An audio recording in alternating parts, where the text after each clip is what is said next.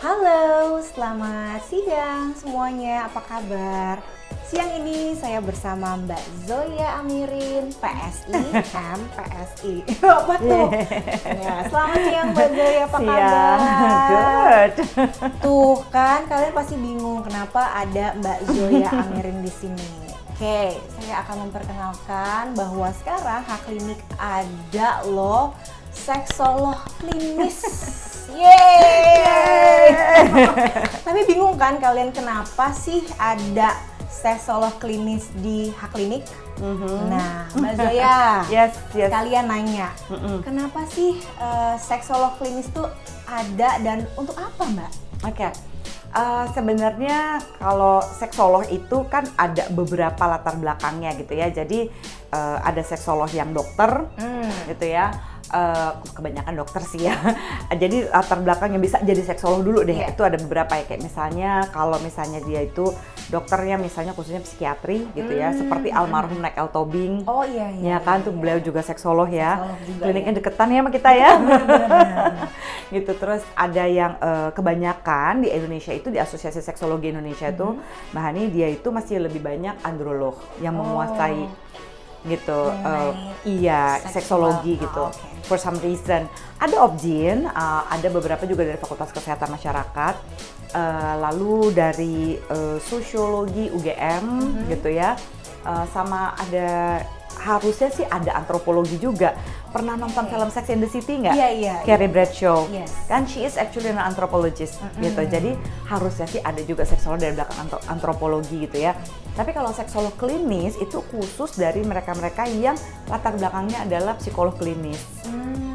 Gitu. Kalau misalnya psikolog klinis gitu. Nah, psikolog itu kan ada psikolog tersumpah, ada yang nggak pakai sumpah ya, atau nggak disumpah-sumpahin. Nggak disumpah-sumpahin, jangan disumpah-sumpahin. Jangan disumpah-sumpahin.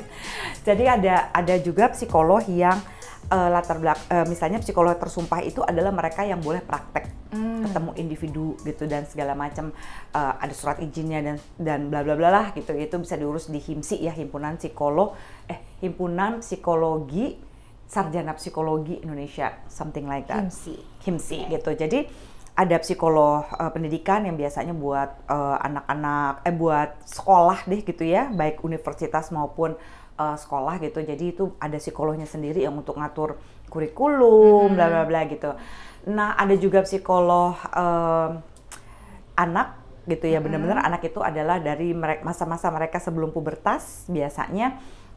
Kebanyakan psikolog anak dan remaja. Jadi kalau misalnya klinis nih kayak aku nih, itu perbatasannya dari remaja ke atas, gitu ya. Terus kalau misalnya mereka yang psikolog anak tuh benar-benar anak ke bawah, jadi remaja ke bawah gitu, yang urusannya temper tantrum, Asperger, anak dengan autisme dan segala macem gitu. Jadi bagaimana pola-pola perilaku anak gitu ya. Aku juga, ada juga satu lagi PIO, psikologi industri dan organisasi. Jadi itu is about a human at their work. Jadi biasanya itu buat orang-orang HRD, human capital dan segala macam. Nah, pada angkatan aku itu, waktu itu aku klinis dewasa di psikologi UI, itu angkatan kelima Mbak Hani, dan itu beruntung banget karena aku boleh ngambil 2. Jadi aku boleh ngambil major dan minor. Dan aku ambil majornya itu adalah psikologi klinis gitu ya, jadi urusan-urusan yang kesehatan jiwa, mulai dari stres ringan sampai stres berat, itu banyak semuanya. Tuh, Mbak, kayaknya, ya? Sekali berobat jalan. Gitu, itu ada gitu Mani. Sama aku ngambil minornya tuh PIO, karena dulu kan lebih cepet ya, banyak duitnya.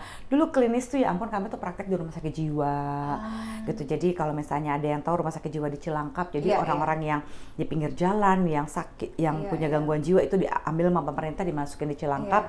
Nah, kita yang men-treat dulu gitu ya. Gitu tuh klinis. Nah, dulu sebenarnya ayah saya agak takut tuh waktu saya ngambil klinis, karena dia bilang, kamu mau ngurusin orang sakit jiwa? bener Mau kerja apa gitu? Mau orang sakit jiwa. Dan dia parno sekali waktu dia pernah nganterin saya gitu lagi praktek gitu, karena waktu itu aku nggak bisa pergi karena jauh banget tempatnya, terus mesti praktek. Dia panik yang itu ada yang dirantai-rantai segala. Tenang aja Pak, begitu aja set, aku langsung pakai jaket, karena kalau lagi praktek kita kayak dokter kan, kita mesti pakai itu jaket juga. Terus karena kita dari UI, kita juga tetap harus praktik di RSCM, ya di PKT RSCM itu untuk pusat klinik terpadu perempuan dan anak. Jadi sebenarnya kalau orang berpikir pergi ke psikolog itu nunggu udah gila, salah sih, kita udah nggak bisa ngapa-ngapain gitu. Kalau memang udah bener-bener gangguan jiwa, kita juga nggak bisa ngapa-ngapain, paling kita refer ke psikiater gitu ya. Bedanya psikiater tuh bisa ngasih obat, kalau kami nggak ngasih obat, kalau kami itu memberikan terapi perilaku gitu. Nah hubungannya si psikolog klinis dengan seksologi ini, saya itu ngambil spesialisnya seksologi gitu ya. Jadi waktu seksolog itu ngambilnya di Udayana Bali gitu. Itu benar-benar mempelajari tentang bagaimana hormon ini mempengaruhi perilaku, bagaimana sikap-sikap dan seksual script kita. Seksual script itu kayak gini, kayak film Mbak Hani. Kalau film kan tuh ada skripnya ya gitu, misalnya skripnya si laki harus begini, perempuan harus begini. Gini dulu. Apakah posisi ini mempengaruhi ini gitu? Apakah cinta mempengaruhi relationship, atau relationship dipengaruhi oleh cinta, budaya? Nah kayak gitu-gitu gitu ya. Iya benar, perbedaan budaya juga bisa. Iya, ya? perbedaan budaya, terus gitu perilaku, bagaimana upbringing kita dibesarkan dan segala macam. Jadi ketika dua orang yang dididik berbeda ternyata saling jatuh cinta, which is cinta juga nggak bisa memilih ya. Nah dia dipertemukan lah, dan itu kan ada banyak berbagai macam konflik. Jadi kalau orang berpikir bahwa ntar deh, emangnya gue gila gue pergi ke psikolog gitu, emangnya gue bermasalah banget apa ke seksolog. Nah justru banyak yang datang ke aku sebagian itu sebelum mereka bermasalah.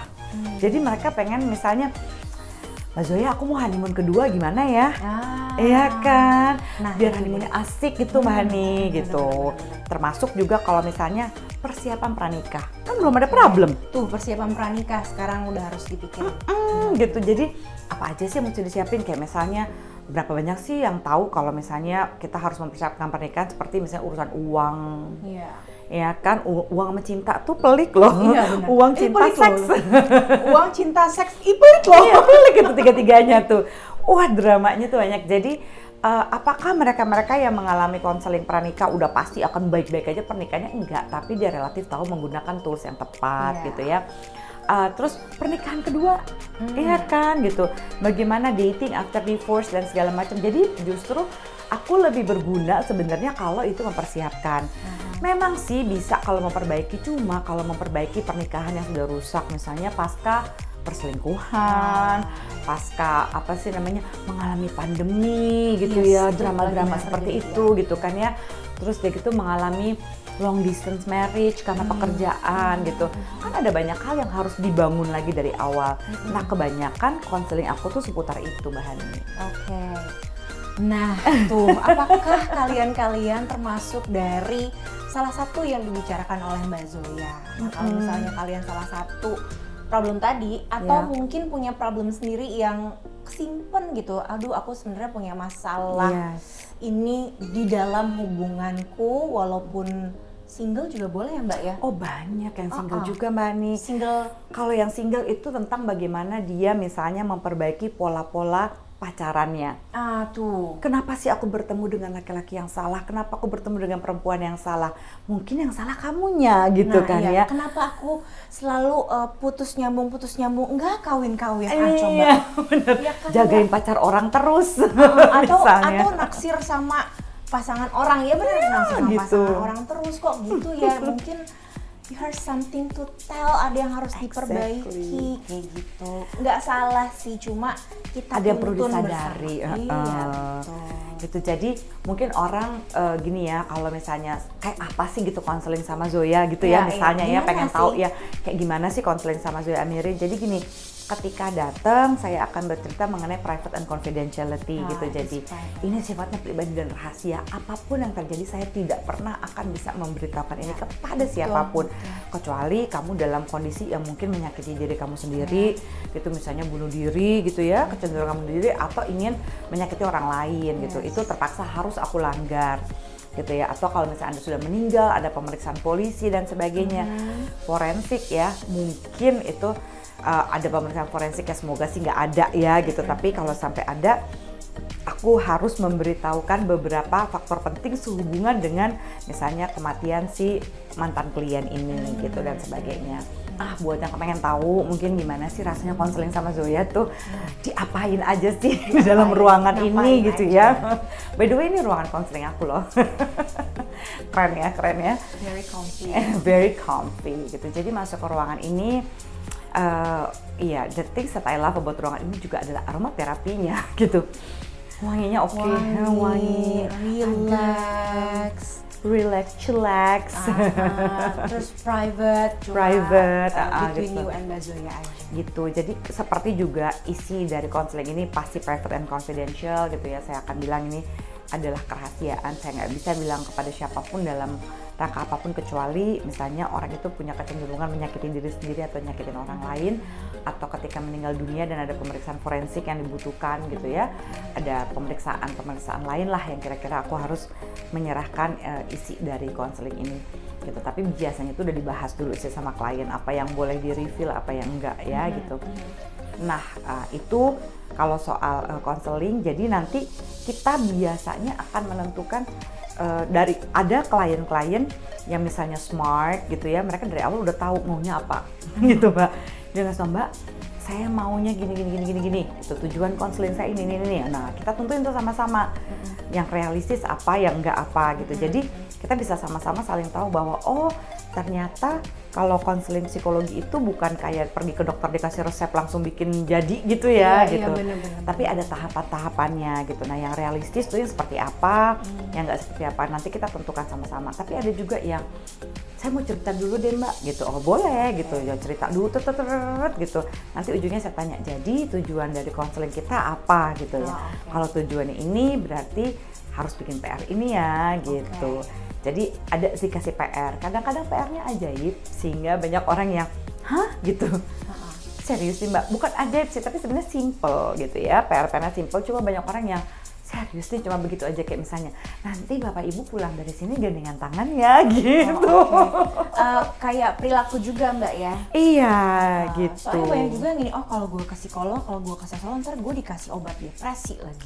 Dikasih obat lagi, enggak kan? Enggak. Kalau emang udah perlu banget obat, aku temenin pergi ke psikiater, pasti tenang gitu. Kan ada beberapa yang memang perlu kita kerjasama sama psikiater ya. Atau beberapa kali juga aku harus kerjasama, paling sering aku kerjasama sama Opjin ya. Nah ada tuh di Harvard. Iya kan, di sini juga ada masalahnya. Jadi enak banget ini satu klinik aku bisa dengan ada beberapa kolega di sini karena ada Opjin di sini, ada urolog, dan ada untuk penyakit untuk kelamin dan kulit dan kelamin ya.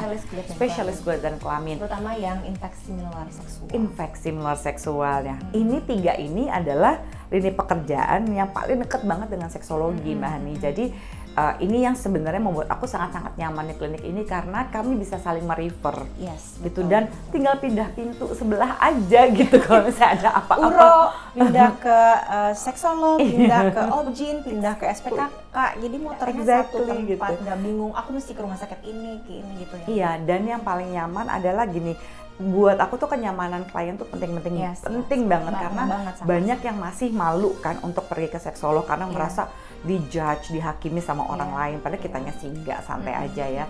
Nah ketika mereka masuk ke klinik ini, mereka tuh nggak akan melihat keramaian seperti rumah sakit umum gitu, atau misalnya apapun gitu kan. Ini di sini beberapa nggak akan ada penumpukan pasien atau klien. Betul, gitu ya sekali. Itu ada 2-3 ruang tamu yang berbeda. Mbak ini juara menentukan ruang tamu, jangan sedih ya, bisa satu orang di satu ruang tamu, so nggak usah harus kayak tatapan mata apa segala macam, enggak gitu.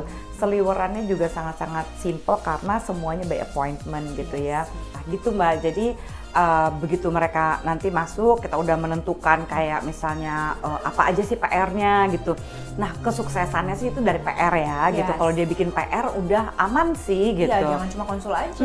Terus kadang-kadang pertanyaan yang agak susah jawab, berapa kali harus datang? Ya tergantung masalahnya seberat apa. Berat, kecil? Iya, ada yang cuma sekali. Kadang-kadang bisa dilanjutin dengan Zoom kalau misalnya keluar kota atau keluar negeri gitu. Jadi sebenarnya sesimpel itu. Kalau misalnya nunggu udah gila dulu atau udah parah dulu, jangan itu dong. juga susah. Males gitu. aku temenan sama orang gila. Kalau misalnya orang bilang, wah nanti emangnya aku gila ketemu ke Enggak. psikolog? Enggak sih, kalau udah segitu gangguan jiwanya udah berat, aku juga mesti kasih ke psikiater, nggak bisa juga Iya, gitu. iya. So, kurang lebih sih sebenarnya sesimpel itu loh gitu, pergi konseling dan Iya. mendapatkan pencerahan gitu ya, minimal suasana hatinya juga lebih baik gitu, lebih enak karena menemukan kadang-kadang orang nggak bisa menyelesaikan masalah Mbak Hani karena dia nggak tahu problemnya apa. Iya, benar. Yang dia benar. sangka problem ternyata bukan. Iya. Nah kita tuh Malah hal lain bantuin, ya. kita malah bantuin menemukan gitu. Jadi aku bukan orang yang diktator lalu bilang gini, jadi kamu harus gini, enggak. Aku cuma bisa bilang gini, misalnya gitu sama Mbak Hani ya, Mbak Hani, jadi nanti kamu sama suami pilihannya ini Mbak, kalau A gitu konsekuensinya adalah ini. Aku klien loh. Aku juga konseling Sebuah sama klien. Zoe. Tetap Gitu. harus, tapi biar tahu aku tuh melakukannya salah apa benar. Iya, udah sampai di mana? Karena kalau misalnya udah keburu bikin salah, susah Iya, ya Mbak Hani yang balikinnya. Gitu. Kalau kayak Mbak Hani juga rajin gitu untuk konselingnya. Mbak, kalau kayak begini gimana ya enaknya? Itu kan kita jadi, wah gitulah. Sebaiknya kita mempertahankan rumah tangga itu kan setiap hari penyesuaiannya gitu. Nah Mbak Hani itu sering mendiskusikan kira-kira kalau cara yang ini gimana Mbak, kalau cara yang ini gimana? Apa yang dikira Mbak Hani berhasil bisa jadi dipertahankan atau pakai cara baru kan gitu. Yes, betul sekali. So it's actually fun aja kan ya Mbak, lu nggak stres kan? Enggak stres, justru malah aku bilang gila. Kenapa nggak dari dulu sih? Nggak nyangka Iya, mungkin nggak ya, nyangka. karena orang tuh pikir, wah konseling gitu. Jadi sahabat-sahabat Hak Klinik, H Family, Z Friend, jadi bisa konsultasi di Hak Klinik bersama Mbak Zoya. Jangan lupa buat jadwal juga, bisa ya Mbak, Iya. bisa kita bantu, bisa langsung ke Mbak Zoya, bisa ke Iya. Hak Klinik juga. So, sesimpel itu, mari kita perbaiki hubungan kita bersama pasangan, bersama Hak Klinik dan Mbak Zoya Amir. Thank you so much for watching. Kita ketemu di Hak Klinik. Bye. Thank you.